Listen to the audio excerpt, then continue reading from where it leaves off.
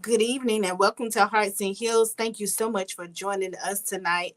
I'm super excited to have you in the studio have you listening to us on this rainy, cloudy night.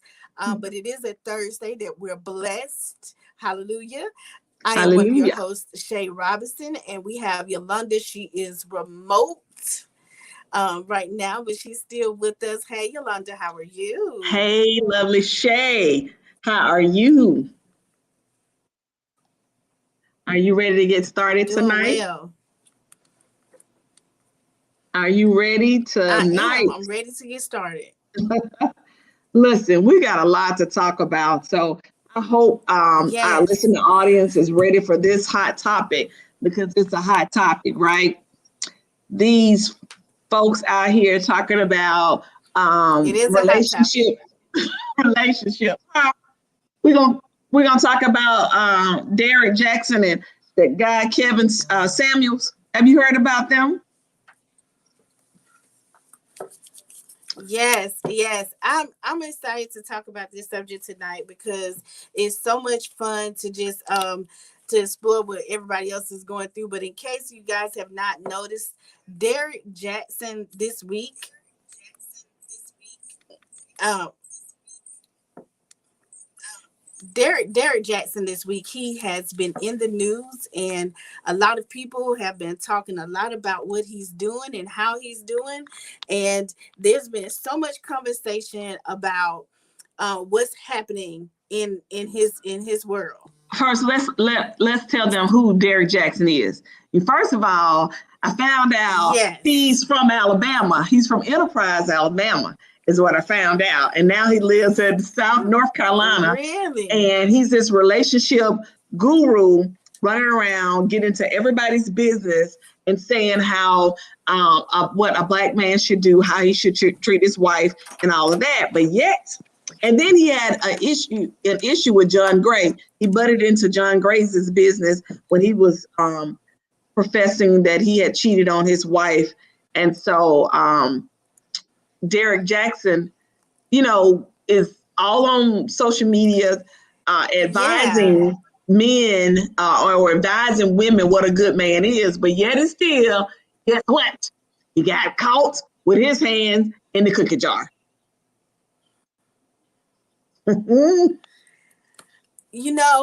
This is the thing about Derrick Jaxn is that I know that he has claim to fame is that he is this relationship guru and he knows all about it and he can help you when men are cheating, and I think he helped a lot of people looked up to him and put him on a pedestal, and Really? I don't think they realized he was speaking from his truth.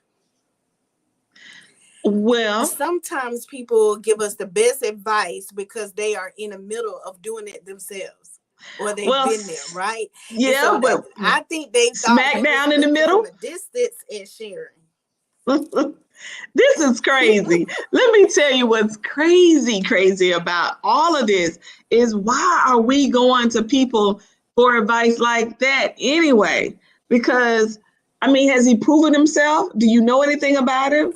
And then he comes up saying that he's been cheating on his wife. Did you see, Shay, did you see the video of his wife talking? How crazy and she was looking? I Like, did see first of the video all, of his wife talking, and yeah, I saw the video of her talking, and that was really a lot. It was a lot to take in because she was sharing information. I mean, she was really coming from a spiritual place. But let me say this: the whole thing about my first point about Derrick Jaxn is this: that we have got to stop always throwing God in our mess. I believe that God delivers, He saves, but it would have, I would have. I mean, I have no dog in the fight. I'm not his wife. I don't know him. I'm just from the outside looking in.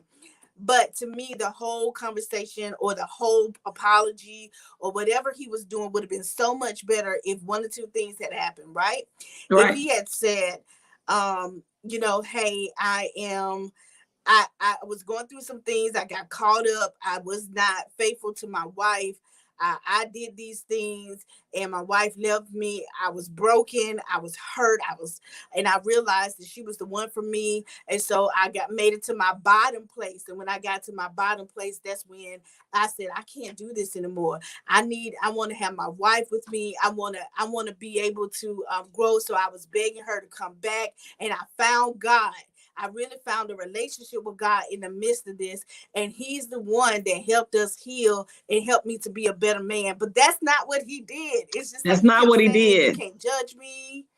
Yeah, he kept talking about you. You can't judge me. You can't say anything to me. I'm not trying to judge you. You're the one who put your business in the street like that. Yeah, And and stop when y'all mess up. Stop saying you can't judge me. Stop saying that. because that's, you know why, when people say that, because they have been judging others. They are guilty of judging others. And so one of the things that I did notice on the video when he was apologizing, his wife, like, he looked to be like this well put together guy, and his wife is looking like, he's making me do this. Did you notice that on the video? It was like she was not really authentic. It seemed like he had coerced her to say, hey, you better do this video. So what do women get out of supporting their spouse or significant other in when they got caught in wrong? And let me just tell you this. One of the biggest thing is this social media. This is the devil. The social media, you're putting your business out, you claiming to be this social media expert guru. But let me tell you, I think a lot of folks are looking for this fame through social media and trying to say that they're specialists. And when you put your business on Front Street, guess what? The enemy is ready to eat you up alive. And I feel like this is part of the problem. I totally agree with you. I think it is completely the problem because he did put himself up as, I am this guru. I can do all these wonderful things, and I'm gonna help you through it. And ladies, if you listen to me, I'm gonna give you this point of view. And he did make those judgments towards John Gray. But let me say this: John Gray was wrong. He was wrong. They both were wrong for the things that they did to their wives. And that's the most important thing we need to remember here, that they both were wrong. And I really do feel bad for his wife, because just recently another woman came out and said that she was having a relationship. She didn't say whether it was sexual in nature, but she was having some form of relationship just as recently as the beginning of March. And he claimed that it ended last August. I'm just saying, I Wait, think Shay, that slow we should down. give people. John Gray got caught Go ahead. again? John Gray got caught again? No, not John Gray. No, not Oh, John because Gray. if John We Gray got talking caught about again, he need to his sit his. down.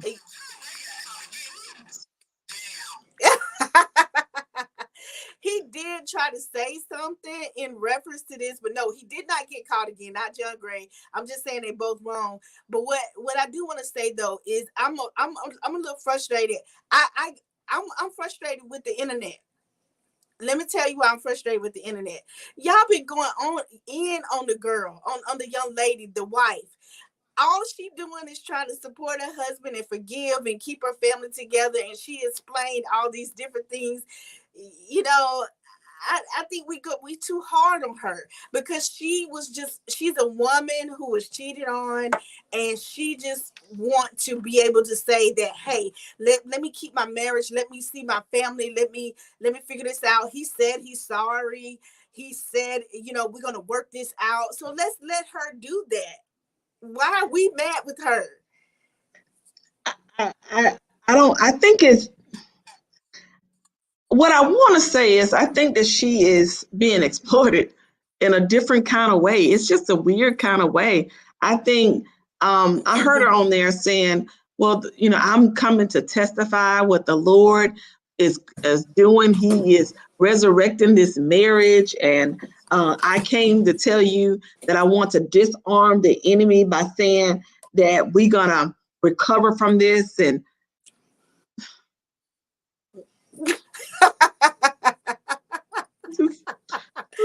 She was disarming the enemy. That's what she said. Hmm.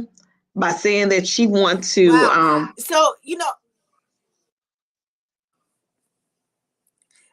well, that's what I'm saying, Yolanda.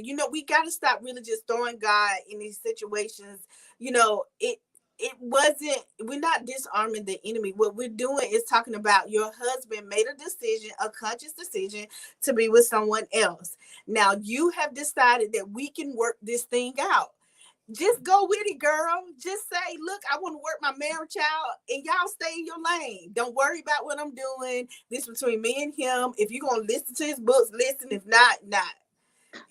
My problem is that they are so I guess what word I want to say. They're so willing to go on social media to air out their dirty laundry. My thing is the best way you can win in this situation is not giving social media any information. Your husband got caught, he got caught, but for me, I don't think I would even go on social media if that was like if I was married to him, for instance. I would not I would not be insulted, period, in that matter. We would have to deal with this matter in private. Well, So that's my well, first you're step. a private person, but you're a private person. He is in the public spotlight.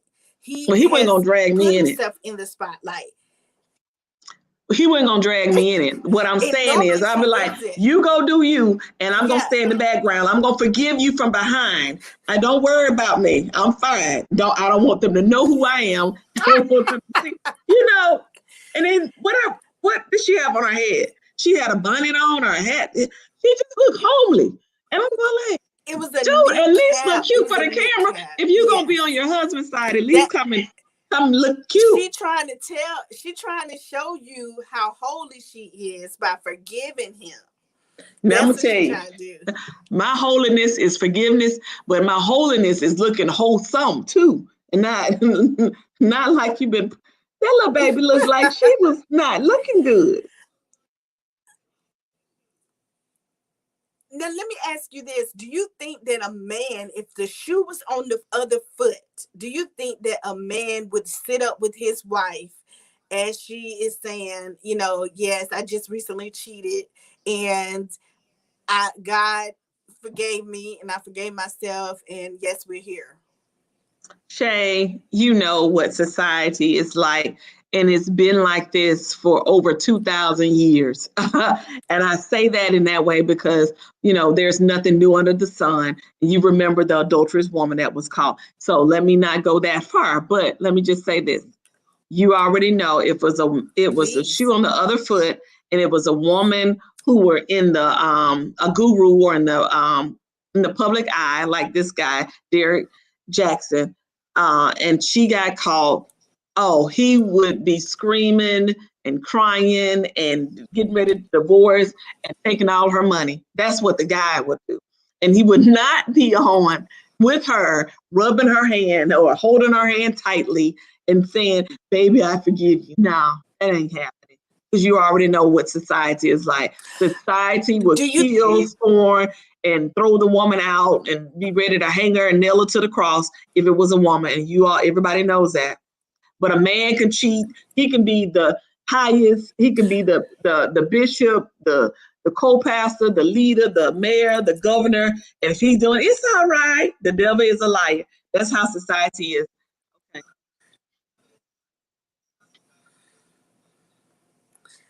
Now, do you think that let me ask you this question. Do you think that she is wrong for staying in a marriage? I don't think that she is wrong, but I personally believe if it's your dirty laundry that you want to air out and you got caught in that foolishness, I definitely would not be on camera supporting you. I would probably be behind. We all fall short. We all do something, whatever that thing is. That's her own prerogative to support her husband.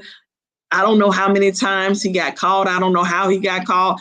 That doesn't matter. But what does matter is that if she forgives him, that's fine. That's so well and good. But first of all, I'm going to be put together. And second of all, I just would not be on camera saying I forgive you. I just that just kind of it's a different kind of thing for me. She looks like a little girl, like she just kind of lost her way, and he's leading her by the hand and saying, "This is the way we gonna do this, baby." I mean, I know he's an author of several books. I just think he needs to take a page out of his own book. And then I think that what's so why it's so blown up because he's not humble. I heard him in a comment. He's like, "I'm humble now." Nah, brother, you ain't humble yet. You're not. But wait until the book stop selling. Wait until you start losing revenue. Then you're gonna be humble. Because sometimes it takes that. Mm-hmm. Yeah, it does. It does take that when you finally lose everything for you to really appreciate it. I really think that again, I know it is great entertainment, and I remember when everything came out with Will Smith and Jada Pinkett Smith, and we had a wonderful time discussing it. I think they should have kept it private because so many people have their opinions about what happened. And the thing about marriage is that you should really keep it sacred. You should keep it between the two of you. Now, if you step outside of your marriage, you have to deal with that inside your marriage. Like you don't have to come to the public to explain to us because no matter how much you explain, no matter how much you tell us your side of the story, we're still going to have our opinions. I mean, you have people that was putting in the comments, run girl, girlfriends, like calling for her girlfriends to come get her. They were really sharing her old Instagram where she shared how she had some insecurities. There are a lot of things that she dealt with, and a lot of things they've been exposing since he's come out about his infidelities.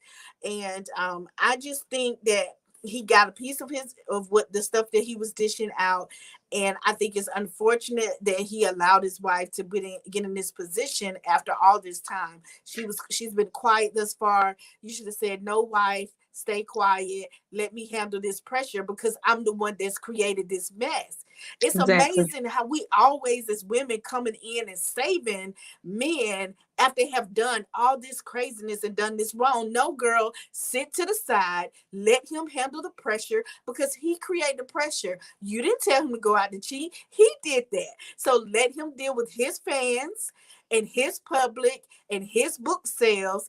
And you go sit in the corner and with your knit hat on the other side of the camera, looking at him like this. Tilt your lips up, like, see what you did? See what you got us into? Yes.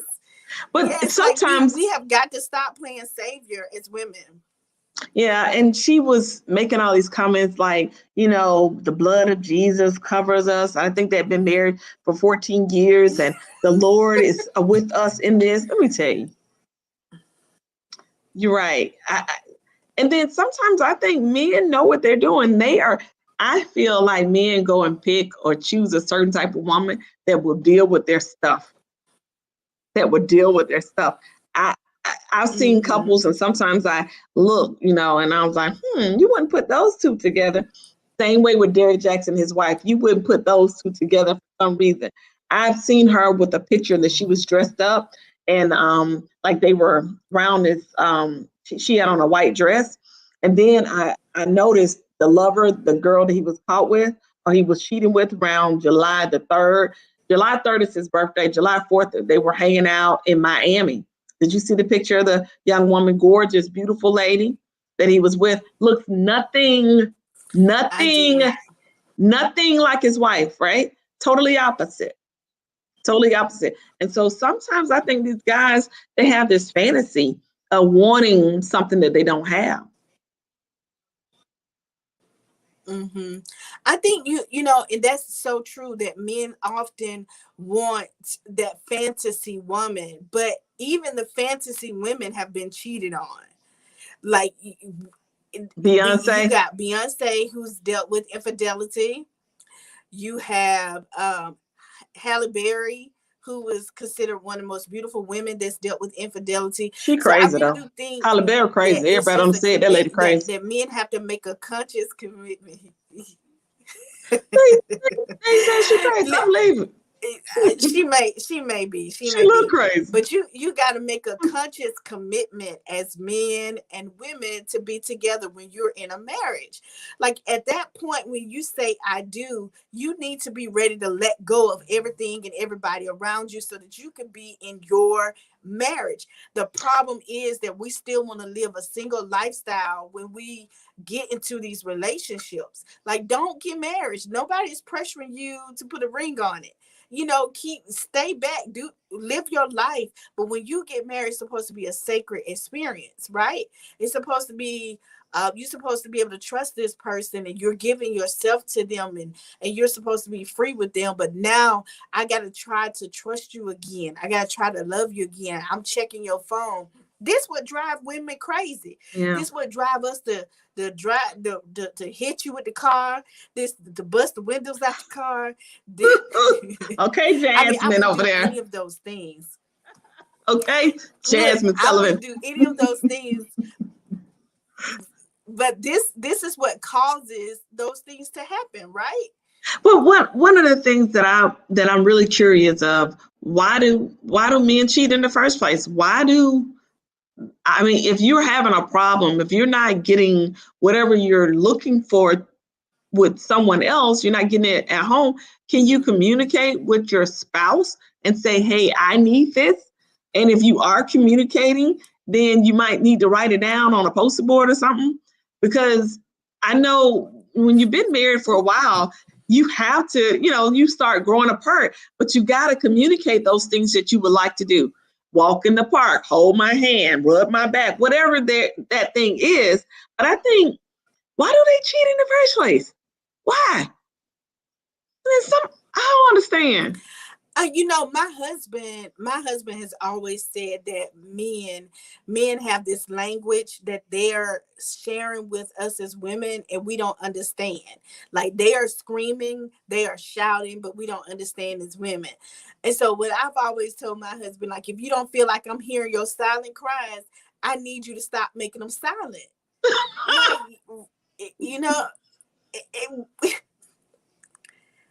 Help me. I'm just saying, if I can't hear your silent tears and your silent cries, write me a note out loud. Like, say, honestly, I need thee. I need thee. Say something. Tell me something. Send me a text message, an email, something. Because wait, so going back to Derrick Jaxn, remember, now the story is that he reconnected with this woman. So they had already had this type of relationship where they once were something, I don't know, this thing, and then they reconnected. Ooh, my turn. Okay. My turn. Leave your exes behind. Do not run to your ex. Do not allow your ex to be in your inbox. Don't give them your cell phone number. Just let it go, because what you're doing is opening a foothold in your life, in your marriage, because you remember the time. We are all people, and when we see our ex, or we see a name similar to our ex, or something that reminds you of your memory goes there, right? So why would you still follow them? Not me. Why would you see their pictures? My mind doesn't go anything when I see an ex. Ex is just what it is, an ex. I don't see anything. But if you have something that you feel like you will reconnect, obviously it was something still there. He felt like they could reconnect. I'm with you, but did you see the lady? Why are you Jay, she is super duper knocked out, model gorgeous. His wife, I don't know how she looks. Just it's hard to tell with the head thing on her head and the glasses. But the lady that he was with is, let me just say this. It's not about how you look. Now, let me make sure I clear that up. But it's about the act. What are you asking and what are you getting? What are you wanting and what are you not getting when you ask for it? So it's not, I don't get that cheating stuff.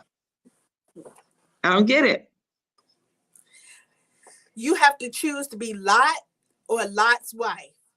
You're going to be Lot and keep it moving, or you're going to be Lot's wife and look back.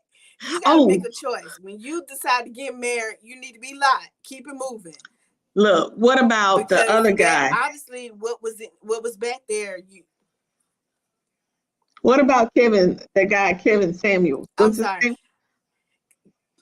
Oh, girl, we don't even have enough time to talk about Kevin Samuels and his craziness. Y'all got to come back next week because Kevin Samuels He's he's been another out one. here messing up women. Yeah, first of all, let's not even talk about his personal life. Why women do we always rate each other against each other? I'm a 10, I'm a 6, I'm a 7. Why are we there? I if as long as you feel beautiful, be beautiful, honey. Don't let anybody else define what your 10 is. Because what someone else considers beautiful doesn't mean that that's beautiful in this place. Just like we like different shapes, we like different smiles, we like all different things. So don't ever. I don't understand these women who are calling in and trying to tell this man I'm a 10, and he's like, no, you a 3 or you a 6, First of and you all, trying to live up to his expectation. See, first of she couldn't do all, that with me. I would be calling in to know during Kevin Samuels or anybody else to ask for a rating or even for advice. The Word of God tells us about, stop running to people just because their name's sake. Don't be running to people. He said there will be a time that we will have itching ears to hear whatever people have to say. And I believe that this is a Ooh, time girl, now you better preach. because this social media has brought us to a place of self-infliction. It's crazy how we, what else is called? You're an influencer. These folks don't have to have a brain. They don't Influencer, have to, yeah. yeah, they don't have to have, thank you, Shay. You don't have to have a brain pretty much. You don't have to have a degree. You can get on Instagram and shake your bottom and do all this crazy stuff and get paid millions and millions of dollars. So it is a trick of the enemy to And then me. all of a sudden you're an influencer, and all of a Yes, sudden you're a guru. Then all of a sudden you know everything, and you can know your guru is the person that's close to you that understands your relationships. Your guru is God. Just go to Jesus, because Jesus will help you out every time. He'll let you know. But we really get caught up in that because again, if we and let me help you, let me help the public. If someone is good at what they're saying, 9 out of 10 times they have been through it. right. So if he is talking about cheating and if your man does this, then that means he's in the midst of it or he is doing it. So when it happens, you won't be like, "Ooh, I can't believe this." No, it is. Because when I minister from the places that I've been delivered from, That's that right. I've gone through, that I've seen. It is what it is. Hey, we got to get ready to change those switch over to a more serious note. Now we've talked about these guys and cheating like Yes. Derrick Jaxn and this crazy guy on the internet. But listen, we got a guest coming on in just a second. She's our nurse. Her name is Donisa Boeing, and she's gonna bring some information to us about infant death syndrome, the infant mortality rate. So we thought that this would be a good time. Hey, this month is March of Dimes. This is the end of March, and we want to bring her on, and so she can talk and tell us and give us some awareness about our babies out here. Donisi Boeing, thank you for joining us. Hey, good evening, ladies. How is everyone this evening? Good evening. We're doing great. Good, good. Wonderful. Yes. Thank you for being a part of the show, and thank you for coming on. We certainly thought that this would be a good time to talk about our babies. We don't talk about this enough, and I know I've had a good close friend to have lost a baby from SID. And so March of Dimes is one of those months that we raise monies for our babies. So I thought that it would be a good time for us to share with our listening audience with your expertise. Tell us. Now, I know you are the assistant clinical professor at AUM. Tell us some things about what you do there. So I'm actually working in the School of Nursing, working with our future nurses, students that are entering into their first or second semester of nursing school. And so I'm actually teaching in the classroom as well as in the lab. And so when you're teaching more about just anything with nursing, how to give a shot. Initially, those first couple of really that first semester, they're learning the foundational, skills and knowledge for nursing. So they're learning how to do assessments and how to learn to do a complete head to toe assessment on patients. They're learning how certain processes work within the body. They're learning, the fundamental aspects of nursing, all those professional skills and knowledge that they'll need as they, move forward throughout the program. It's just a lot of different steps as they go through. So they're excited. They've been waiting for this. This is their dream. So this is them getting started as they embark on this journey of learning to become a nurse. So it's pretty exciting. And that's their love for being a nurse. Give us some information.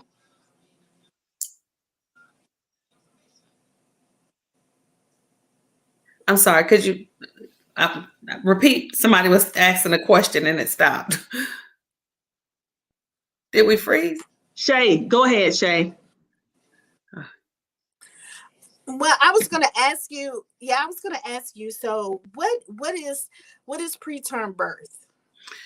Okay, so my background, as far as the clinical side, I've worked in the neonatal unit for several years at Baptist South and East, and then I had a short stint where I worked as a travel nurse in Georgia.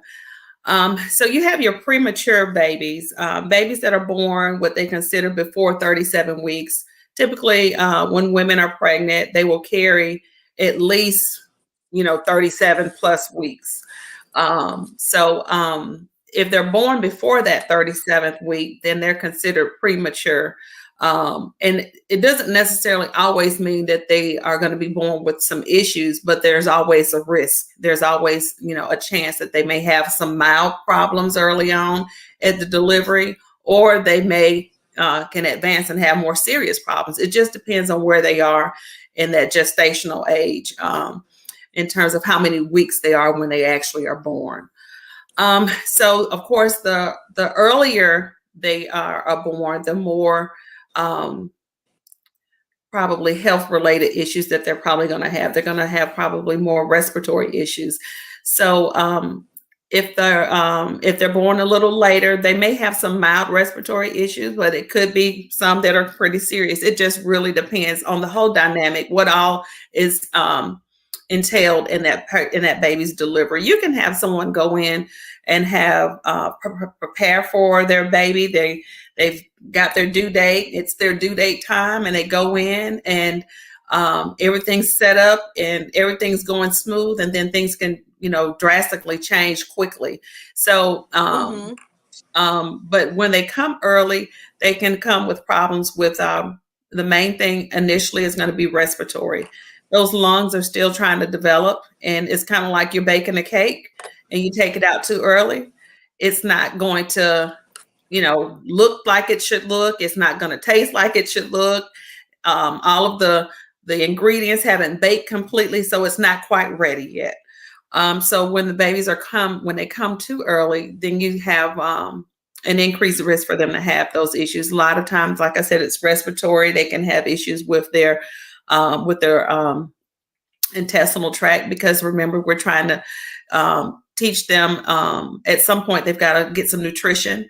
So we're trying to teach them how to eat their gut, how to handle food when it's not really ready to handle food, especially when they come early. So they have a lot of problems with their bodies trying to adjust to being on the outside versus when they're still cooking on the inside when they're still inside their mother's womb. But when they come early, they do come with those issues, and sometimes they can lead to further problems. So when babies are born early and they have a lot of respiratory problems, or They can be on oxygen. They may be on a ventilator. They may be on like a nasal CPAP type of apparatus. And they may just have on what we call like a nasal cannula, some type of, mild form of oxygen. But when they need to have oxygen for a longer period of time, it can cause damage to their eyes. They can have, problems further down the road as far as with their vision. So there's a lot of moving parts that go along with it. But the key thing too is about with premature babies is that sometimes some of it can be prevented. It just really depends on what was the cause of the preterm delivery. Denise. Yes. I do have a question for you. So I've been doing some research on it, and I found out that unfortunately African American women sometimes deal with this a lot more than other women. What are some causes, or have you heard, just from being in the medical field and being around it, have you heard of some reasons why this is happening so disproportionately in African American women? Well, sadly, you are correct. I was able to pull up in 2019, the rate of preterm births for African American women was 14.4%, which is like 50% higher than what it is for Caucasian women or for Hispanic women. So it is substantially higher. Now, if you think about it, a lot of issues have to do with getting adequate prenatal care, early prenatal care, and consistent prenatal care. Their environment, their living environments, you take those things into consideration. Women, we have a lot of hypertension, and then which, can further, create issues if they're not taking their medication consistently. They can, have some, serious issues with controlling their blood pressure. If they can't control it, then sometimes they'll have to deliver early, or they deliver early and mom is extremely sick as well post-delivery. It can turn into a life or death situation very quickly too. You have diabetes. You can have, they can have diabetes prior to, but then you can also develop gestational diabetes, which is typically during the pregnancy, which can cause, big problems too. A lot of times with the gestational diabetes, they deliver very large babies. Sometimes those babies have a hard time, getting here in terms of being delivered. And then they oftentimes will have some respiratory issues too at delivery. Obesity, that's another big problem, which, help contribute or play a factor in sometimes having some complications where they may have to deliver early. And urinary tract infections, that's another issue. People don't think about it, but it is a big problem in terms of women delivering early. Because if you've got infection of that nature, it can get, as we say, get preterm labor started. And we don't want that to happen. And then if you think about it, access to care, access to, healthcare, adequate healthcare, and then education. Oftentimes, sometimes people tend not to share or educate each other. As we learn better, we should do better. So we should share our knowledge with others so that we can try to help, help alleviate maybe someone else being able to, experience something in the negative aspect. So I think we should always talk and educate our young ladies, so that they can learn better and hopefully do better with their bodies. So you said that prenatal care is important. Oh, yes. What are some things that you can tell people the reason why? You just gave us some reason why you want your baby to be healthy. Sometimes premature birth is caused by. What are some other things that we need to know for prenatal care? Exercising, what? Oh, yeah. So with prenatal care, if you think about it, if you are planning, to try to conceive, so you all are in the planning phases. So you start getting your body ready, start doing those steps to get your body ready. first thing is you want to, maybe get an initial checkup with your GYN doctor, see where you are healthy, health wise.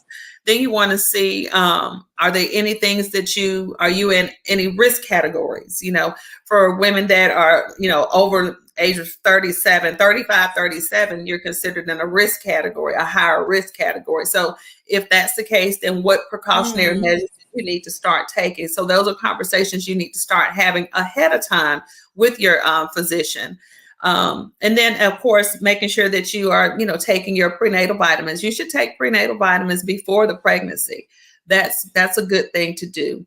And if you are physically fit and you're exercising prior to, great.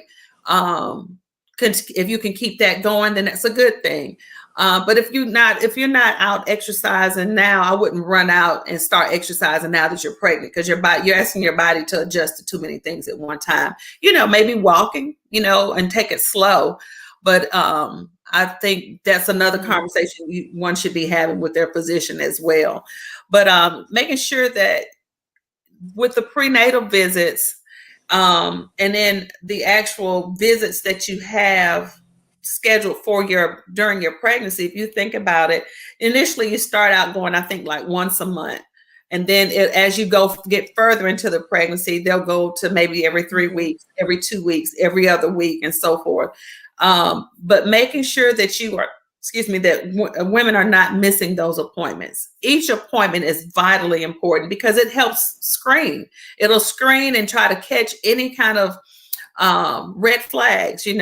Maybe the baby's not moving like it should, or maybe the baby's not growing like it should, or even perhaps maybe they are doing a Doppler check and they're listening to the baby's heart rate. Maybe something sounds off with the baby's heart rate. Maybe something's wrong with your blood pressure.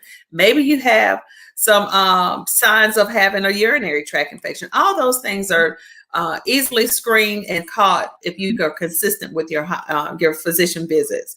So those are very key. And then again, I can't reiterate enough that education is really, really key. So the more you know, the more you equip yourself with knowledge, the better you are at making some informed decisions about what you need to do to try to ensure that you are healthy and that you deliver a healthy baby. Thank you, Donnice. In case you have not been listening, you're just chiming in. You are listening to Hearts and Heels on WVAS with Shay Robinson. That's me, Yolanda Kelly, and Donnice Bowen. She is sharing just about prenatal care. She's premature births. So we're talking about all these things because it really impacts women. And we've been going through a lot in dealing with these things because, and I'm really interested in this topic because with my last son, he was considered premature. It was like a month or so early. Okay. And I remember just trying to figure out why this happened. And I think that's one of the things that women struggle with the most because you just don't understand why this happened. What do you say to women who are thinking about this, who feel like this has happened to them before, but they want to have more kids? What is your advice to them right now? Okay. So now I'll say this. My husband and I, we have 3 kids, and I think I was 27 when we had our first baby. So, in my mind, I was thinking, this was going to be an easy pregnancy, but that wasn't the case. I ended up having early labor with her. And of course I rationalized and I thought I was just under a lot of stress, and then when we had our second baby, I had the same issues with him. I had preterm labor with him as well. And so I had a grandparent that was ill and then he had passed. So I was contributing all to stress. And then, I in my mind, I had rationalized it. I was having this issue because of XYZ, not necessarily because of my body, but it was because of the environmental factors that were contributing to it. This was in my mind. And so with our third child, it set me down. It really did. I was on bed rest with Allison for at 5 months. I was on bed rest with her, and I stayed on bed rest with her. And then the light bulb went off in my head. I said, oh, my body's not made to do this. So I just need to just stop. Because it was scary. That the third child, it was scary. Because again, having to literally stay in a bed and off your feet, I think I had to do that. I probably was about maybe 5.5, almost 6 months. And that was a long time. So, I think I understand anyone who has experienced delivering early, especially from experiencing the scare and the fear of preterm labor, but also from working in the neonatal unit. I understand. So the best thing that I could tell you is that if you did walk down that was your journey that you had to take, and you delivered early, the best thing that I could say is to make sure first, when we go through things that are very traumatic in any aspect, we need to talk about it. We need to have someone to talk to. Our mental health is key for us to be successful with anything in life. So it's a good idea to talk about it. Talk to someone. If it's not your physician, find a counselor. Get some type of help to help you deal with those emotions and feelings that you are, dealing with, because they are real, and no one should, discount them, because they are real. So after you've, continue to get some help, talk about it with your physician to see what, from their perspective, what do they feel like, your chances are, or are there any concerns that are in place for you to try to conceive again or to try to deliver again? Because they may say, you know what, XYZ happened during the first one. That's not necessarily, going to happen for the next baby. They may be able to give you some more clarity as to what went wrong or what happened, and whether or not something was preventable or not. Yeah. What do you think that causes this? What are some leading causes of infant death in our society, or in our race, African American race? Are you speaking specifically about SIDS, or just in general, or in general? And then you can also give us information about SID as well. Okay, so with I can let me speak to what, for the infants that are born prematurely. A lot of them, if they don't make it, because we've had so many advancements with health in terms of how they can deliver care, and the medication and the technologies that have been developed. So things have really made tremendous progress. Whereas, I think I started out in the NICU in 98.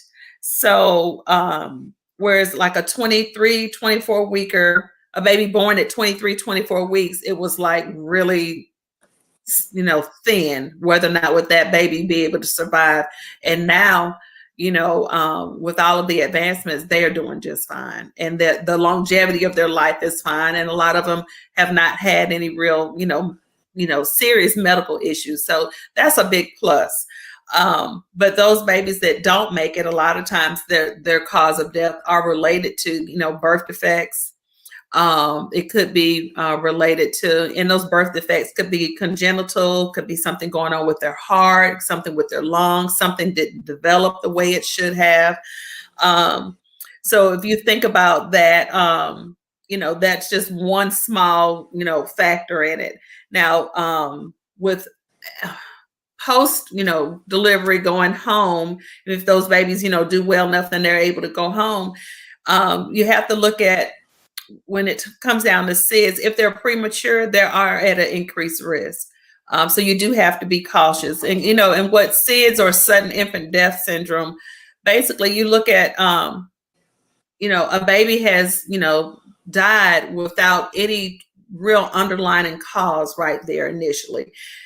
Sometimes it's going to be related to maybe some physical factors. So maybe there's some birth defects that were not detected, and that could be, maybe something did not mature in that baby's brain.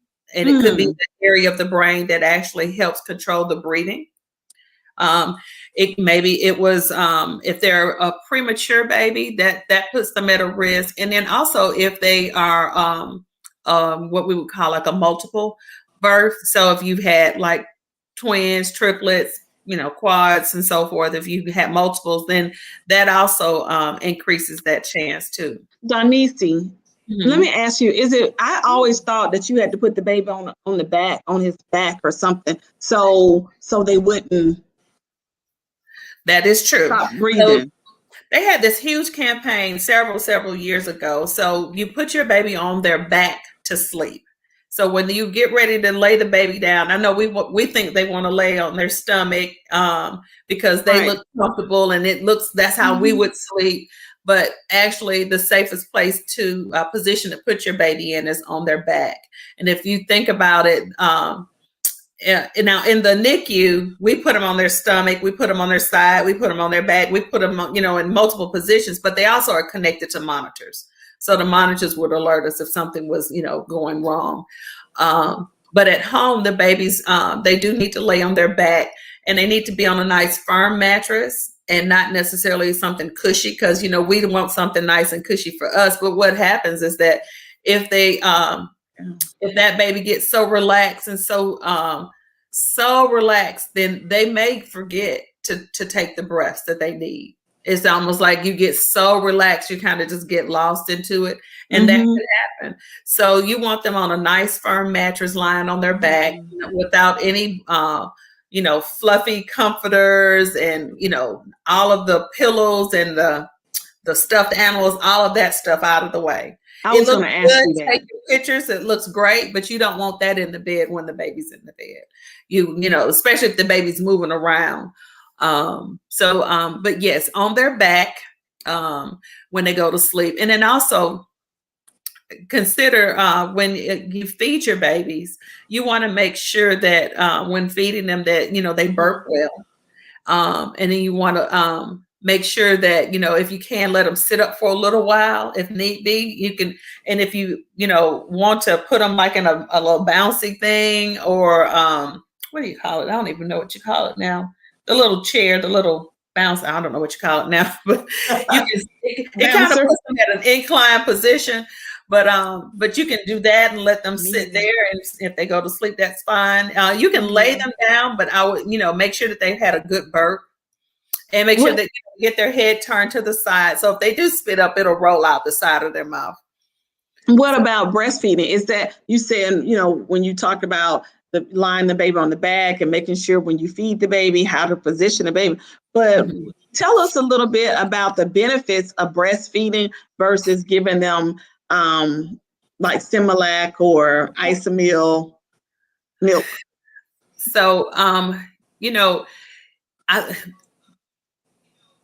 So, I think in a good way, breastfeeding has really taken off. I'm seeing and hearing more people are doing it, which is great.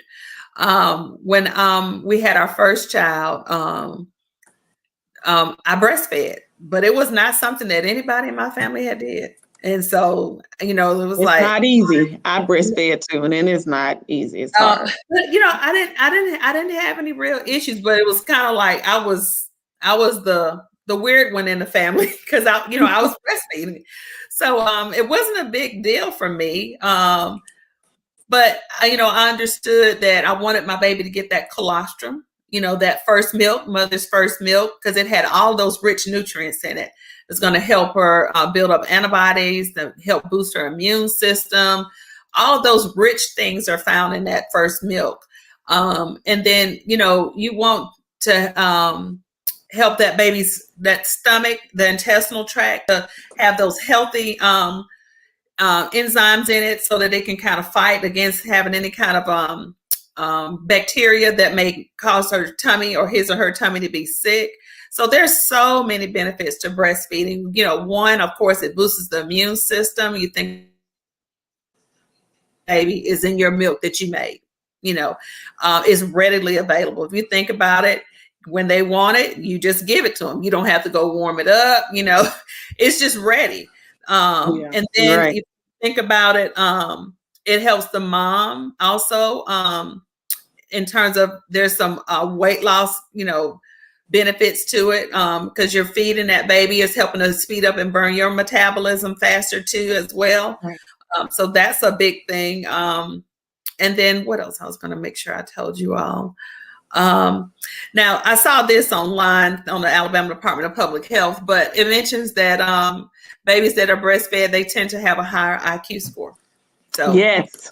So I like to tell people the joke, but I don't know if I might get in trouble. I breastfed one and the other one I didn't. So I can't tell that joke because they might be listening and get offended, like, Ma. Right. So I can tell the difference. Just let me say that I can tell the difference. Yeah, so I mean, there are a lot of benefits to it, I think, but also I'm a supporter of breastfeeding, but I also am a supporter of doing what's best for you. So if you had intentions on breastfeeding, it just didn't work out, or maybe you didn't produce enough milk, and you couldn't, or maybe you started out producing milk, but maybe you couldn't keep up with the demand for what your baby needed, right, and you had to go to the bottle. That's possible. So if that's the case, then you can get with your pediatrician, and you all can determine which milk is going to be better, whether it be Similac or Enfamil or whatever. They've got so many different kinds out there now. So whatever is going to be best for your baby. Now those formulas, they have a lot of good things in it. Okay. Right. Now if you had your choice, it's almost like, do you want to get the Cadillac or do you want to get the Lexus? Okay. So they both are going to drive you. Okay. They both going to get you where you want to go. So, they're both of them some good drives. Right. So, you just have to decide which is going to be best for you. Miss Bowen, you've been great with the analogies. Yes, but you've done an awesome job. Listen, well, we are at the end of this hour. I can't believe that this 30 minutes has gone by fast with you, Miss Donnice Bowen. In case you were just tuning in, Donnice Bowen has been sharing about sudden infant death syndrome, about premature births, about the importance of breastfeeding and the importance of prenatal care. Make sure you guys go and support the March of Dimes, who helped with taking care of babies who are delivered early. And they have a lot of other programs that they assist with. And we will have more discussions about this because, again, African-American women are disproportionately affected by premature births. So we want to thank you, Ms. Bowen, for just coming and sharing with us tonight. We appreciate you. Thank you for having me. Now, tonight we've had some wonderful discussions. Yolanda, I want to thank you so much for just hanging out with me tonight. Remember, guys, we'll be back here in the studios next week. We got something great already planned for you. So come here next week, 6 o'clock, to listen to Hearts and Heels. And remember, whatever you do, do it with all your heart. And we will see you guys next week. Good night. Good night.